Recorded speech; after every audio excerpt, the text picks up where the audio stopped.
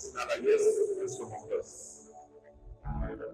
Wewe ni Mungu uishie na kuleta na kutawala. Mbingu na nchi zimejaa utukufu wako Bwana. Asante kwa ajili ya ibada iliyojaa utukufu wako Bwana. Hakuna mwingine zaidi yako. Kimbilia wewe tusaidike milele na milele. Neno linasema ndugu wangu msukukao na kuona na misigo. Nani nitawaamrisha tumekuja mbele za uso wako. Ukasome nafsi Bwana tunapotafakari ujumbe wa neno lako. Ukapate kubarikiwa sema na lugha za nyumbani mwetu. Nasi tuko tayari kusikia. Kwa ajili ya jina lako tunaomba sasa hata milele. Amen.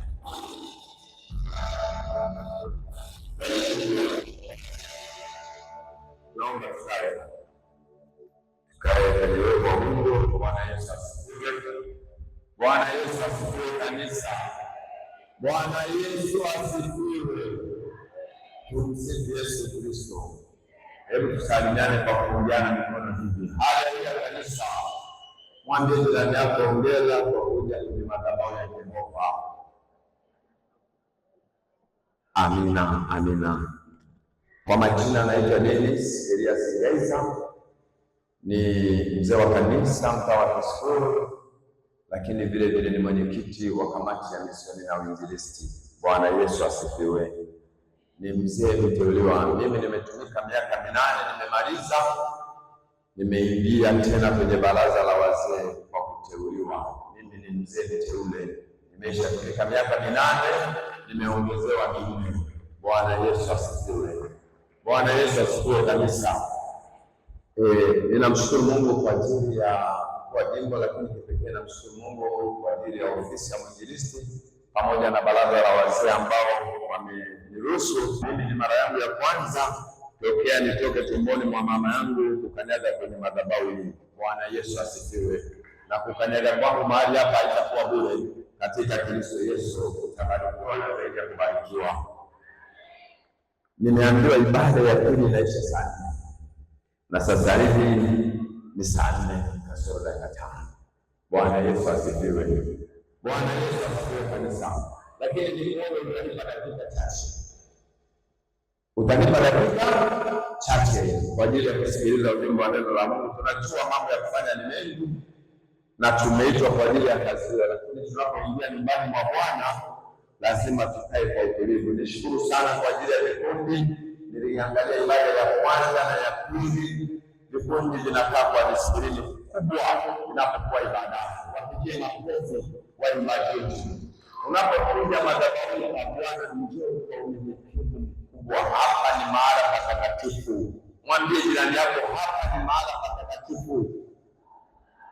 Hapa ndipo unapokuja kusema na Mungu wako ili apate kujibu haja za moyo wako. Kwa hiyo ukija kanisani njoo kwa disiplini kubwa. Bwana Yesu asifiwe. Nawaambiaga wenzangu, nawaambiaga watu nawapenda sana watu wa Roma. Roma ni wana disiplini kwenye ibada zao. Huwezi kukuta Mromani anatoka nje ovyo, na huwezi kukuta Mromani amekaa kiasala kwenye ibada. Anapofika mahali pale, haijalishi ana mambo gani, anaheshimu ibada. Mwambie jirani yako heshimu ibada. Bwana Yesu asifiwe. Fungua nami kitabu cha Mwanzo sura 28. Fungua nami Biblia kitabu cha Mwanzo 28 mstari wa 16 hadi mstari wa 22. Kichwa cha somo kinasema kujiungamanisha na madhabahu. Mwambie jirani yako kujiungamanisha na madhabahu. Mwanzo 28 mstari wa 16 hadi mstari wa 22. Nani nitasoma haraka kwa jina la Yesu Kristo wa Nazareti aliye na kila mwenye pumzi aseme amen.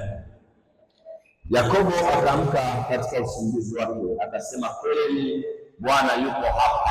Mwambie jirani yako Bwana yuko hapa. Hata kutangatanga, Bwana yuko hapa. Mahali hapa wala mimi sikujua.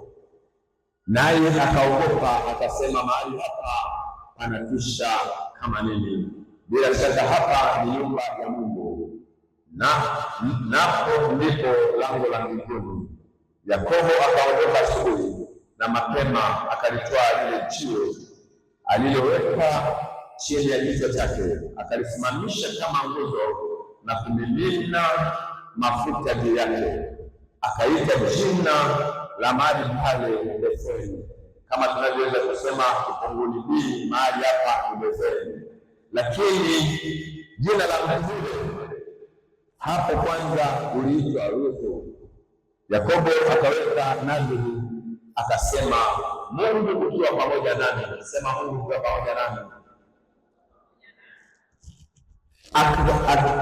akinilinda katika njia niendayo, na kunipa chakula nile na nguo nivae, nami nikirudi kwa amani nyumbani kwa baba yangu, ndipo Bwana atakuwa Mungu wangu, na jiwe hili nililosimamisha kama nguzo litakuwa nyumba ya Mungu.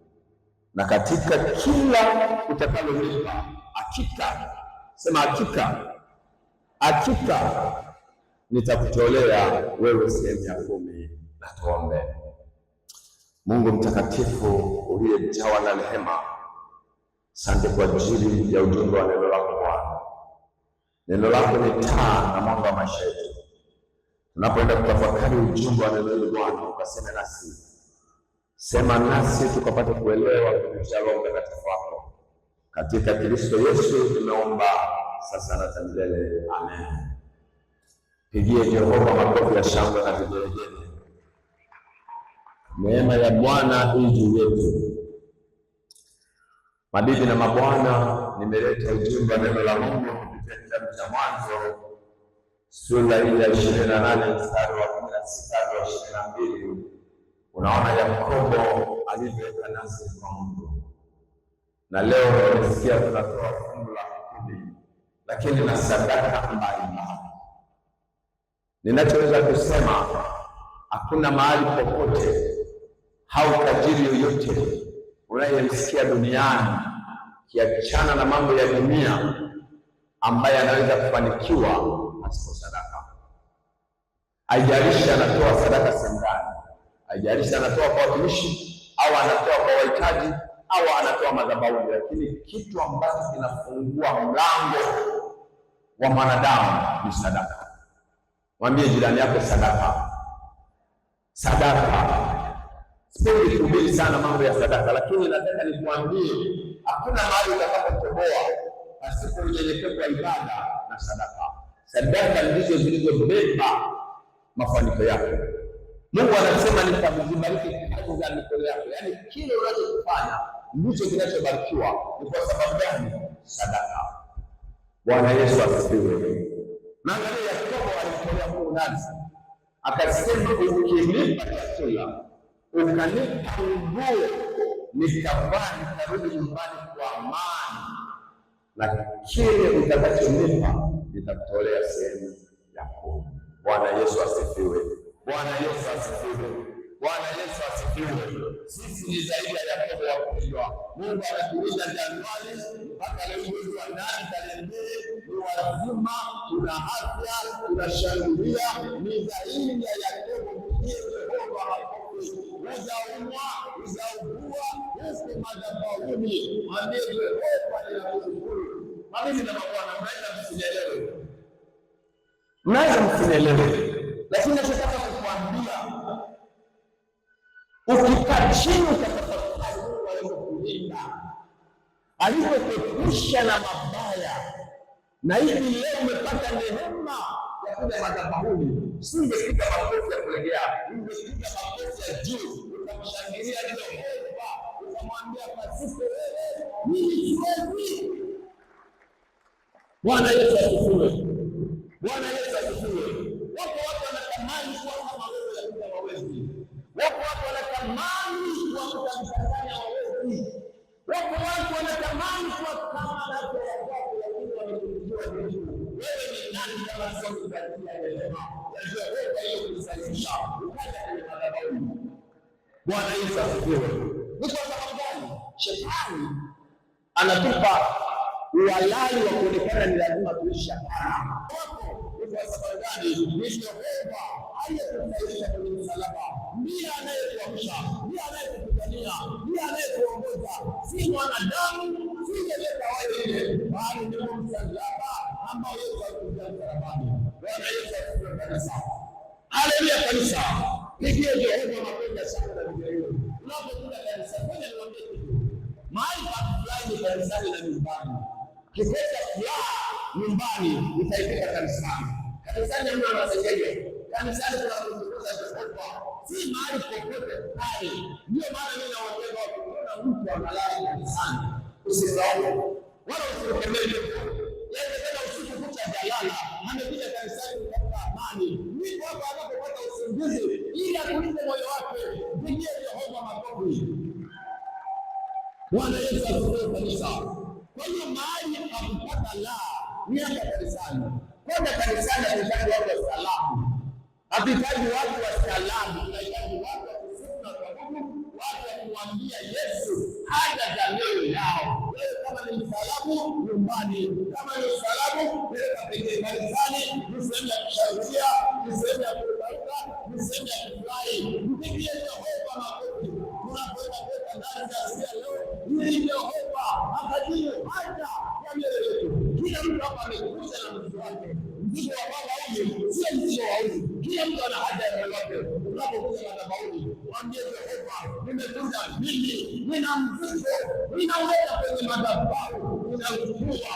Unaondoka hapa nyumbani kwa amani na furaha na shangilia. Haijalishi jana umelala njaa, haijalishi umekula uji, haijalishi umekula mahindi, hiyo unajua mwenyewe. Sisi tunamshangilia Yehova. Bwana Yesu asifiwe kanisa. Hivi kama mimi nimekula uji usiku, tumbo linasema. Dada, kama umekula mahindi, tumbo linasema. Siri yako ni nani anajua? Hakuna ajuaye. Ni Yehova anayekustahilisha. Ukiwa uji bado unaishi, ukiwa matembele bado unaishi. Wewe mtukuze Yehova. Anayekula mahindi muache ale. Na wewe wakati ukifika utakula kwa jina la Yesu Kristo wa Nazareti. Wamtumaini Bwana ni kama mlima Sayuni.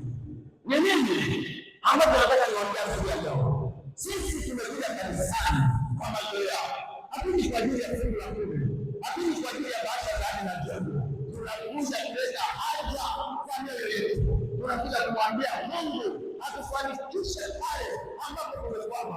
Kama ni wabeba hawajafaulu, walete madhabahuni. Kama biashara zako zimekwama, leta madhabahuni. Kama kazini unachukua, leta madhabahuni. Yehova atasema neno, nitaenda kusema kule. Hakika atamwambia Yesu, sema neno moja tu, mgonjwa atapata kupona. Yesu atasema, sijawahi ona imani ya namna hii. Imani kwa watu wa Yesu. Tunaweza kumwambia Yehova, sema na biashara zangu, atasema. Bwana Yesu asifiwe kanisa. Nasema ukiwa na imani kama chembe ya haradali, hauambia mlima uondoke na unakwenda. Imani iko wapi? Bwana Yesu asifiwe kanisa. Imani iko wapi? Imani iko kwenye nguo, imani iko kwenye kuvaa vizuri, imani iko kwenda saluni. Imani iko wapi? Tunahitaji watu wenye imani. Ukisema jambo, mbingu zinasikia. Ukisema jambo, mapepo yanatawanyika. Ukiita Yesu, dunia inajua ya kwamba uko Yesu umembeba. Ngoja niwaambie kitu. Ukimbeba Yesu, wewe ni mshindi. Ukimbeba Yesu, wewe unafanikiwa. Angalia Yesu alipopanda punda, anatoka na Yesu kwenda kwake. Yesu alibeba punda anaenda wapi? Alikuwa anaenda wapi? Yerusalemu. Amepanda ile punda. Watu wanatandika dunia. Wanatandika kanga. Punda anapita analingalinga. Amembeba Yesu. Punda anajisaidia wadaka lolote. Watu hawakujali. Wanakukuza na mwambia Yesu, Bwana wadakuni. Yesu rehemu. Wanaimba. Punda amembeba Yesu anaheshimiwa.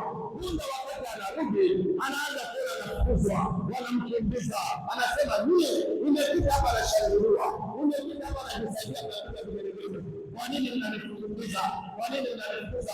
Punda wenzake wakamwambia, wakati unapita umembeba Yesu, umeachana na Yesu, hakuna aliye na muda na wewe. Mbele Yesu utaheshimiwa. Ndiye Yehova wa kuponya shangwe na kuhubiri. Mbele Yesu utaheshimiwa. Kiachana na Yesu utadharauliwa. Unasema wapi? Nimefika hapa wako wanashangilia, nimefika hapa wako wanapiga makofi. Sasa nimerudi, hakuna rai ndani, hakuna rai ya ongea, anashangilia. Ndio wakamwambia wewe unapita. Ulibeba nani? Yehova. Sasa hivi hauna Yesu, kila mtu anakuona kama takataka. Madini ya mabwana, mbele Yehova utaheshimiwa, mbele Yesu utasikika. Hata kwenye vikao utadharauliwa, watakuza kwa sababu umebeba nani? Yehova. Wengine Yesu wakote chanzo la kuelewa. Ukibeba hela zinaisha, ukibeba hela zinaisha, utapata heshima kwa kipindi chochote, hata ukisikia wewe labda atakavyosema, lakini ukibeba Yehova wewe ni wa milele na milele na milele. Haleluya kabisa. Bwana Yesu asifiwe. Muulize jirani yako umembeba nani? Muulize umembeba nani? Mwambie mbele Yesu. Kimbeba Yesu utaheshimiwa. Kimbeba Yesu hauna mashaka tena. Ule matembele, ule uzi hauna mashaka. Kwa sababu gani? Umembeba Yehova. Shetani aliposhika wanadamu ni kutusaulisha. Shetani alipotuzanganya wanadamu ni kutuwekesha hofu. Shetani anapotufanya sisi wanadamu ni kushindwa kumtolea Mungu sadaka. Sadaka ina ugomvi baina ya mwanadamu na shetani. Ndio ndio shida. Asubuhi nimwambia mimi nilikuwa na sali Kariakoo.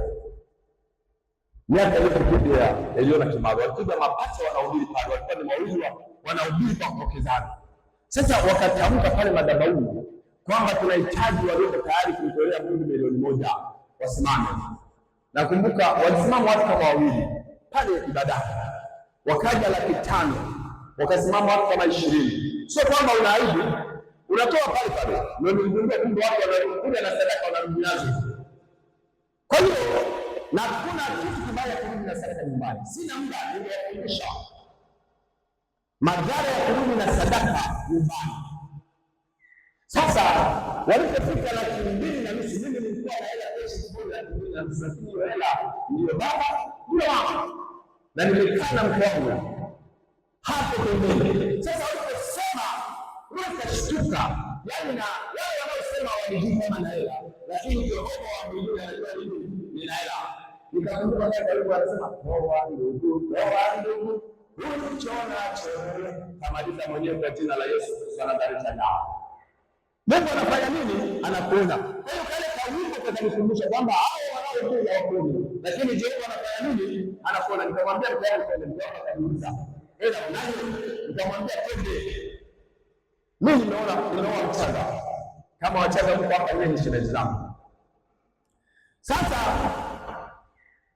wakati namwambia mtoto anasema hela unayo, na ile hela ndio ilikuwa baba. Naposema baba mama ni kwamba ile hela ilikuwa asubuhi jioni, na ninatembea nayo kama kupe.